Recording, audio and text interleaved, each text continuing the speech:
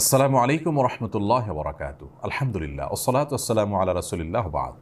সুপ্রিয় দর্শক শ্রোতা ভাই বোন, 40 দিনের বেশি যদি কেউ নাভির নিচের লোম পরিষ্কার না করেন তাহলে সেক্ষেত্রে তার সালাত কবুল হবে না, তার নামাজ হবে না। এরকম একটি মাসআলা আমাদের সমাজে প্রচলিত আছে। কোরআন এবং হাদিসের আলোকে এটি কতটা সঠিক আমরা সে বিষয়ে জানার চেষ্টা করব। প্রথম কথা হলো, হাত পায়ের নখ ছোট করা, গোপ ছাঁটা ছোট করা, বগল এবং নাভির নিচের পশম পরিষ্কার করা, এটাকে চেঁচে ফেলা, এটি সকল নবী রাসূলগণের প্রতি আল্লাহ রাব্বুল আলামিনের পক্ষ থেকে আরোপিত কমন একটি বিধান ছিল। সকল নবী রাসূলগণের কমন একটি সুন্নাহ ছিল, যে সুন্নাহ সকল নবী রাসূলদের জন্য প্রযোজ্য ছিল। একজন ইমানদারের জন্য সেটি অবশ্যই অনেক বেশি গুরুত্বপূর্ণ। আনাস ইবনে মালিক রাদিয়াল্লাহু তাআলা আনহু একটি হাদিস বর্ণনা করেছেন, যেটি সহিহ মুসলিমে বর্ণিত হয়েছে, সুনান নাসাঈ এবং মুসনাদ আহমদ সহ বিভিন্ন হাদিস কিতাবে বর্ণিত হয়েছে।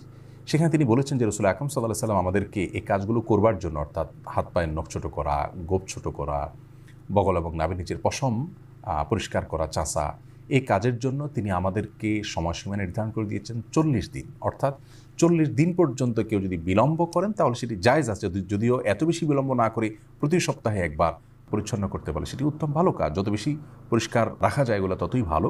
কিন্তু যদি কেউ বিলম্ব করতে চান তাহলে সেক্ষেত্রে তিনি এগুলো না চেষে না কেটে সর্বোচ্চ 40 দিন পর্যন্ত থাকতে পারবেন।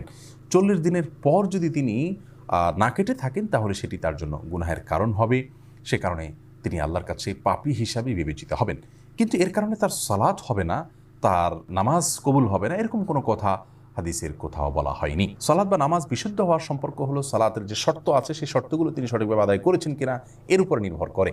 যার কারণে সালাতের শর্ত যদি সঠিকভাবে আদায় করে থাকেন, ফরজগুলো সঠিকভাবে আদায় করে থাকেন, তাহলে সালাত বিশুদ্ধ হবে। যদিও তার নাভির নিচের লোম তিনি অপরিষ্কার রাখেন, নখ বড় রাখেন, এগুলো করা সত্ত্বেও তার সালাত আদায় হয়ে যাবে। কিন্তু এগুলোকে তিনি বড় রাখবার কারণে, ছোট না করার কারণে, সময়মত না চাষবার কারণে, 40 দিনে বেশি অপরিচ্ছন্ন রাখবার কারণে তিনি একটি গুনাহে লিপ্ত হলেন, সেটি সম্পূর্ণ ভিন্ন বিষয়। আল্লাহর পরে আমাদের সকলকে সব ক্ষেত্রে রাসূল আকরাম সাল্লাল্লাহু আলাইহি ওয়াসাল্লামের সমস্ত দিক নির্দেশনাগুলোকে মেনে চলার তৌফিক দান করুন।